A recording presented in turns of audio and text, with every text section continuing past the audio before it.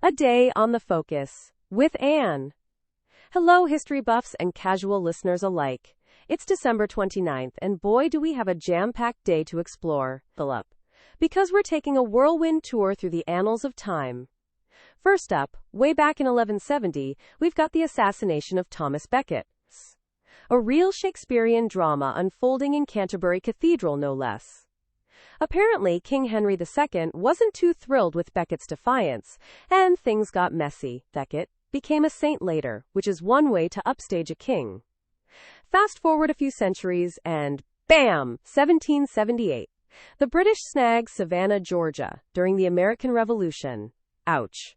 A bit of a downer for the American forces, but hey, at least it makes for a good story, right? Then, 1812. The USS Constitution, aka Old Ironsides, delivers a serious smackdown to the HMS Java. An epic naval battle, a true display of American naval might. 3 hours of intense action. Who needs Netflix? In the 1800s, we find a bunch of stuff happening. Texas joins the U.S. in 1845, making it the 28th state. The launch of HMS Warrior in 1860 renders every other battleship obsolete. Talk about a game changer. And the unfortunate Wounded Knee Massacre in 1890. A somber reminder of a painful chapter in American history.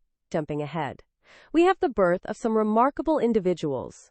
In 1721, Madame de Pompadour, mistress of Louis XV. Now that's a life story. And then there's Andrew Johnson, the 17th President of the United States, born in 1808. History is just full of fascinating people. 1972 brought the tragic crash of Eastern Airlines Flight 401 in the Florida Everglades. A sobering reminder of the dangers of air travel, even back then. And who could forget 1989, with Václav Havel becoming Czechoslovakia's first post-communist president. Talk about a career pivot system. So there you have it, a snapshot of December 29th throughout history. From assassinations to naval battles, from presidential births to air crashes, it's been a roller coaster. Creative story segment. Imagine this: Madame de Pompadour, bored with court life, suddenly finds herself transported to 1812, witnessing the battle between the Constitution and the Java.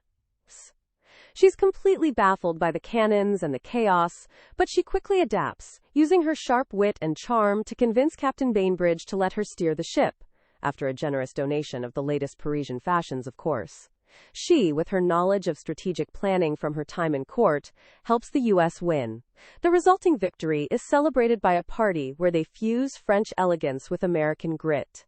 The celebratory dance includes elements of both eras. It's a party for the ages, a mashup of history and invention. Madame de Pompadour then cleverly convinces Bainbridge to bring her back to her own time, after carefully recording her experiences and plans to write a sensational, historical romance about it all. And that, my friends, is your history lesson for today. Remember, history isn't just dates and names, it's stories. Tune in tomorrow for another fascinating dive into A Day on the Focus.